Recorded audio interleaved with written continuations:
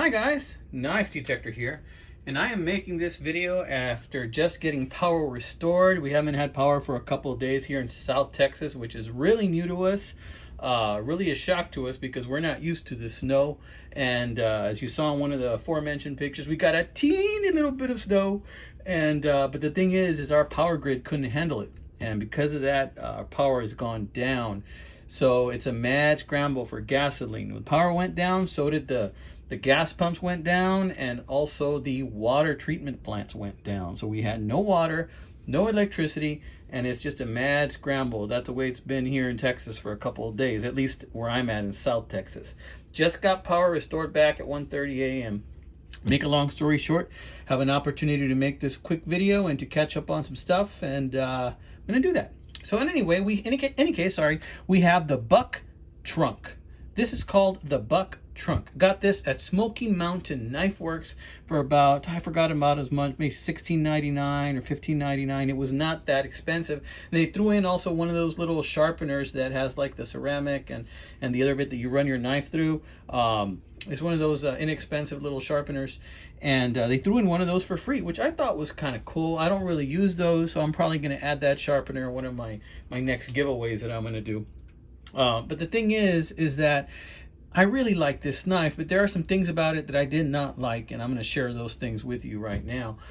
First thing I want to share with you is that it came in this box, and get this stuff out of the way. It's a regular Buck box, right? It says here, it says 0252BK Buck S, and then B for black, I'm assuming. And it's called the trunk, right? Came with the paper you might expect in regards to the Buck warranty, which I'm not going to bore you with those details. But check out this beautiful knife, right? It is a good looking knife. I do like these types of blades, these Cleaver style blades. The only thing is that there is something about it that really was a big turnoff for me. And that was this clip, and that's why I removed it. You see, that clip was located right here, and because of the size of this knife, it's not as big as I normally would like. Usually I like my knives, pocket knives, to be in the 5-inch closed range, or 4 to 5 inch closed range. This one is about 4 inches closed, maybe slightly less, maybe 3 7/8. And it just feels a little small for this being a cleaver. This is a small cleaver, and this clip kind of got in the way of the cleaver, in my opinion. When I held it in my hand, it just did not feel comfortable, although it's a nice clip. It says Buck. It was being held in by 2 screws right there, but as you can see, when the screw was in, it kind of was very close to the hole, so it made removing that T6 Torx number 6 screw a little bit difficult. But I was able to press in the bit, and I was able to get it through, and I removed it no problem. So it's a number 6. It's a T6 in case you're interested. But look how it fits in, just like my fingers right there. This is a smaller knife, and because of that, I felt it would be much nicer if I just carried it in my pocket as a regular pocket knife, or even sheath carry it in a small sheath. I just didn't see a need for the clip. At that point, that clip would end up being like right here, and like if I had loose clothing, it would kind of flop around, and I'd be afraid to snag it with my keys and lose it, and I don't want to do that. Now, this is not like a great flipper, and like if you do this, it's not going to flip really nicely. Notice I have a cut. Have you ever noticed how a lot of us knife guys always have cuts in our hands? Like, I did that one, I think, when I was working on my generator to get the power going. Not with a knife, but you know, I have this one here too, not with a knife also. I have this one, I think that was my cat. You know, and it's just like we always have our hands all nicked up, us knife guys, right? Anyway, so it's not a flipper. It goes about that far. So it does have the thumb studs as well, probably because it is not a flipper. I expect that with use, you know, this is going to become much easier, and the action is going to become much smoother. But something else I'm noticing is that if you just open it right there, the liner lock isn't engaging fully. So you really have to make sure that it really snaps closed in order for the liner lock to engage fully. Because if you just use the thumb stud like that, normally, let's see, it's not engaging fully.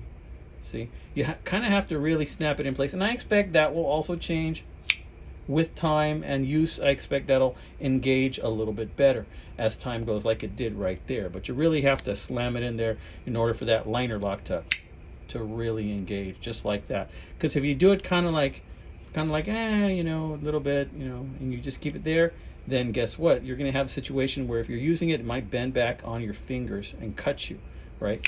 So we don't want that to happen, so you really got to make sure this thing engages. And I expect with time that does. It just needs a breaking in period, which obviously this knife is not broken in. I haven't used it. Usually when I get a new knife, I want to do a video on it before I actually you know, start using it. So, but now I'm going to carry this bad boy in my pocket. I like the style of the blade. It's a cleaver. It looks really nice. I really like it. I like the G10 handles. I like that it says buck here, kind of understated. I like the jimping right here. It's in a good place.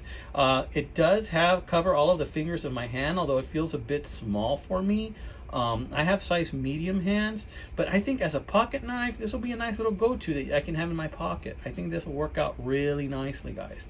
But I had to remove the clip. It just was bothering me, especially with a package this small, and then you're holding it here. If I'm holding it in this hand, that little clip was gonna bother my fingers as I was using it. And it's not gonna hurt my fingers. It's bothersome, and I don't like bothersome stuff. Okay, guys? Anyway, wanted to show you this knife. It's a little beauty. Cuts super good. Yeah. See? It's not working properly. Okay.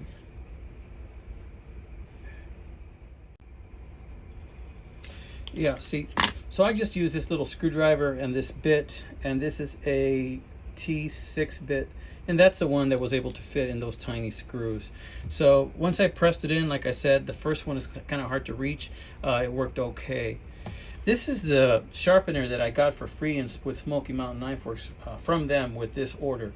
It's kind of nice of them to include something for free. It's always nice to get free stuff, right? I'm not a huge fan of these things. I don't use them very much. They're okay, I guess, but you know, it rattles around a little bit, you know. It's new in the package. I'm probably going to include this with one of my winners who wins a raffle in my junk knife raffle. Probably going to include that with this, just to give them a little something extra, right? But I like this knife. It's not that it's defective. I mean, if you open it with enough force, the liner lock does engage. You just can't treat this like with kid gloves. You know, you can't just be like, because then it won't engage. And I expect with time that's going to wear nicely. You know, I think that will be fine with time, you know, and use. And it will be in my pocket, so it will get use. Yeah, see, it's going to take some time. Like if you just do it really light, really slow, let's press it harder, see what happens. Still not engaging. Yeah, maybe a little bit of oil too might help that. Let's go from here. Let's go really hard. Yeah, see, that engaged really well. Okay, so after a little bit of wear, a little bit of time, it's going to look good. Check out this handle. I like how it tapers down at the edge to help you with carry or when you're using it, so that way it really hugs the meaty part of your hand right here. Really like that. But like I said, you know, it's kind of small for me, but that's why I'm going to use this as in my pocket, not with the clip. It's just going to be hanging around inside my pocket. So it'll be interesting what kind of wear this dude gets just hanging around inside my pocket. All right, guys, so what about this little trunk? Well, I figured since this is the buck trunk, I'd tell you about this little trunk. I just use it as a display for the knife today. This little trunk actually has some initials that I hope I'm right. You know, if my brother's watching, please feel free to correct me if you've ever seen this thing before. But this was floating around in my family's home since I was a child, since I was born, since I can remember. And it used to be my great-grandmother's, I believe. And I believe those are her initials. The T stands for Tunchis, which is my great-grandmother's last name. And then it has that date, June 25th, 1892. Now, I don't know if this trunk was made in June 25th, 1892. Actually, my birthday is June 26th, 1975. But it has that date. And I'm wondering if It's because that was my grandmother's birthday, my great-grandmother's birthday. I'm not 100% sure. Or maybe this could have belonged to my great-grandfather. And this is just a little mini trunk. It's kind of like a little jewelry box, right? And I thought it's kind of cool because that's a mini trunk. And this is called the Buck trunk. And it just looks like I can perfectly put that little knife to bed right in there inside this little trunk. And put it to bed for the night. Yeah, but in any case, I'm not going to be doing that. But check it out. These are the types of nails that it uses. Look at the craftsmanship on that, guys. Tell me, do you guys possibly think that this is from that time period? Notice how it doesn't have a nail here because that's where it closes. See? Yeah.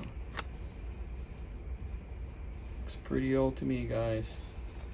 So I don't know. Maybe they got this in the 1960s or something, or 50s, and then they just wrote those initials on there. Could be.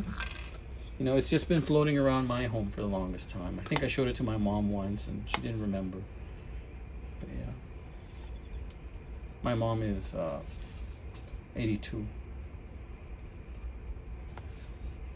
So yeah. Anyway, this is a little trunk. That's the Buck trunk. Just wanted to share that with you guys. Do I recommend it? Yeah, I recommend it. This looks like a tough little knife that's going to be used for a lot of great applications, like rope cutting or cutting a steak or anything you might want to cut. That cleaver blade is just really versatile. Like it a lot. I think it'll wear nicely with time, and with a break-in period, it's going to be a really nice knife. Maybe a little bit of oil. All right, guys, this is the knife detector. I wish you guys well. I hope you guys are having a wonderful day. By now, you've already seen one video where my good friend Walt Revin Jr. recently won a giveaway. So he's going to be getting something soon, and very soon, you know, he should be receiving a package. So if you're watching, Walt, I hope you like what you get. Remember, it was a raffle, it was a gamble, it was an experiment. I hope you get a kick out of it. All right, guys. Oh, look who's here. Oh, hello. This is my friend Tommy. He's really not allowed up here. But this is my friend Thomas the cat. Yeah, I think he's hungry. I think that's what's happening. Yep, he jumped down. Hungry? All right, go get some food. Yeah, his food's in the garage. All right, guys. So this has been another episode of the Knife Detector. Hope you guys are having a blessed day. God bless you, my friends. Take care. We're hanging in there here with the weather. We got our power back. We're rocking and rolling. God bless you, my friends.